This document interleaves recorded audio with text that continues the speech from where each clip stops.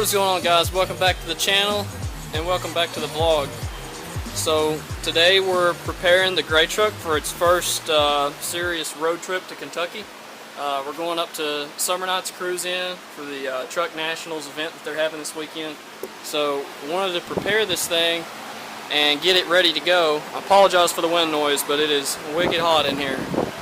So first step of preparation is making sure you got no significant leaks or anything, and that the oil is nice and fresh. So I'll shut this down, start raising the truck, and this will also be a good time to show you guys the setup underneath the truck as well, those long tubes that we've been talking about and all that other good stuff. So now the oil that I run in the muscle truck is VR1 2050 racing oil. It's got a high zinc additive in it, so it's great for a flat tappet cam, and that keeps that little 280H comp that I've got in there running good. So we're going to get this thing in the air and go to work. That should get it. So now we can start inspecting everything here. I don't think those leaks are from the muscle truck. That is from the Camaro that was sitting here. Of course, you guys have seen it in a lot of other videos. Not my Camaro, but Dad's Camaro, the 67, is covered up. So it's fortunately, I think he's got a small leak problem. So that is not from this truck, though. This thing usually doesn't leak a drop. It's pretty dry under here. I am seeing a little bit of something right there, but it hasn't hit the ground yet. So it may be trying to leak just a little bit. I think most of the leaks that you might see on this engine are actually just from the breathers, the oil breathers. Everything runs down once those breathers fill up, and that's most of where the problems start. So a couple things I wanted to show you guys underneath the muscle truck, though. This guy's got true duals, of course, Hedman long tubes on it. After we did the swap, that was the first thing I wanted to do. You see there's a little bit of oil that's kind of been running down them. That's actually just from the breather cap. They fill up with oil. That's kind of a common problem. There's not really any significant leaks. I don't see anything standing out to me that sees, alarming or anything. There's no leaks back here. Of course, I'm running the spacers in my flip kit, so that's how I get this good pinion angle. And everything under here has also been done properly for the notch.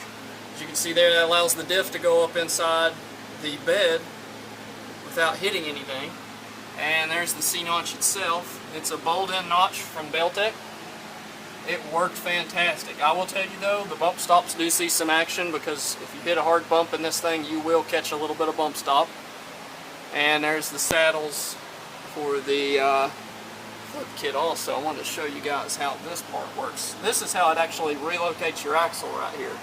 You see that saddle there is, what you're doing is you're basically taking this axle that was normally here and flipping it here.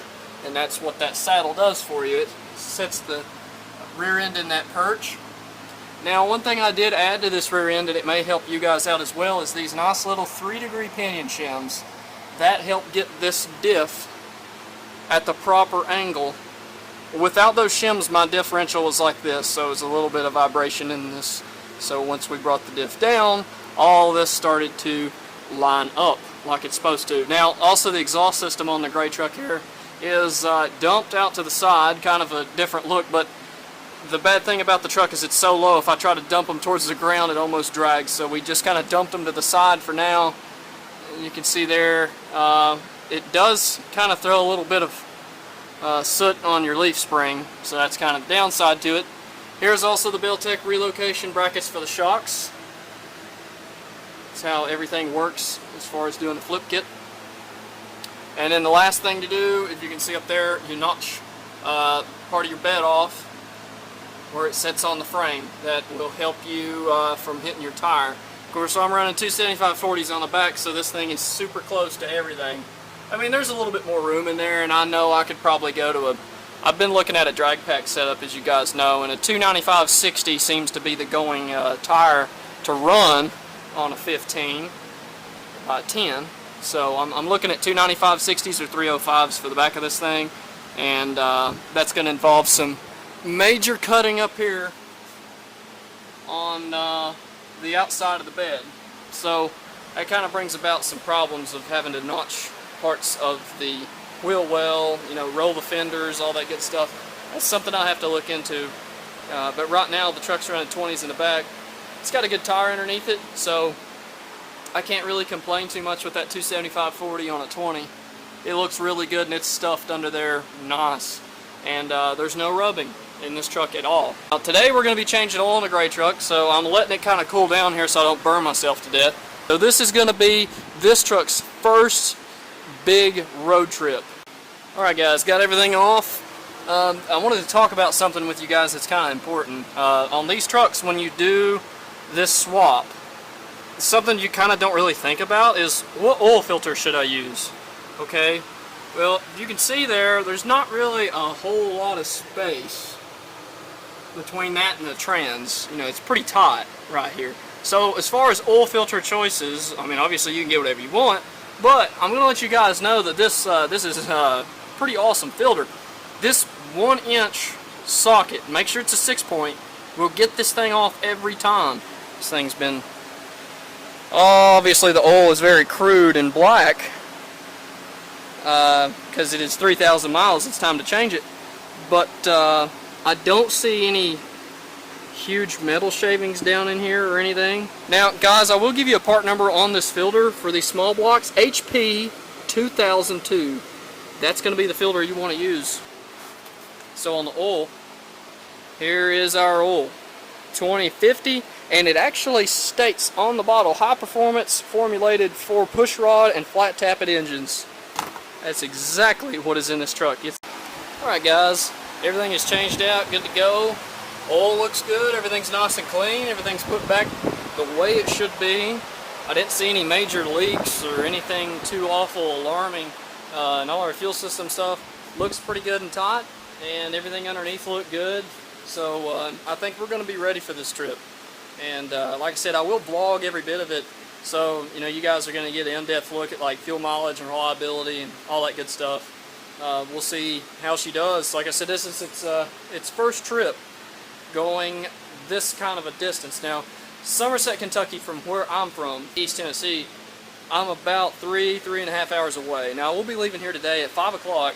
Of course, you guys are going to be watching this video a couple days later, because I'm not going to be able to upload this before I leave. But Somerset is Saturday, so whatever day you're watching this on, this is a Friday. We'll see how things go. Like I said, we're going to be leaving tonight, and that'll be kind of a first real shakedown on this truck.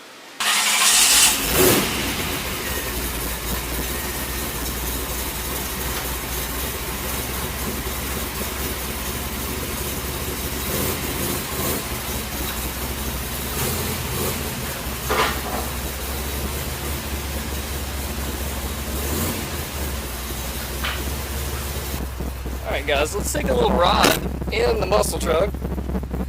Now I wanted to go over a couple other things. 5-speed, of course, y'all know that, but you know, the custom shifter in here and everything works pretty good. Haven't had any issues out of it. Built this thing myself and stuck a Hurst on it.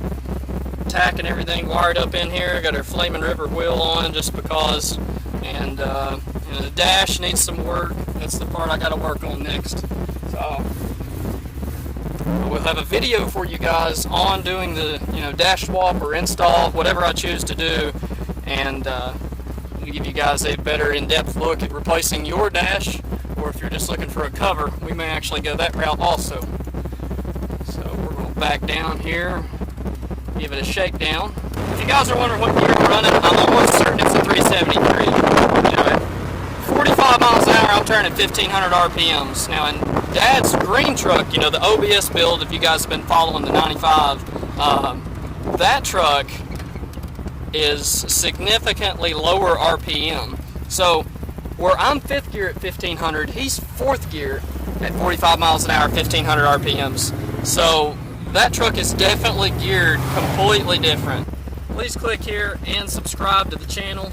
It helps me out, and it gives me a way to provide you guys with the latest and greatest content. Thank you guys for watching though, and tune in next time. We've got some more stuff coming up.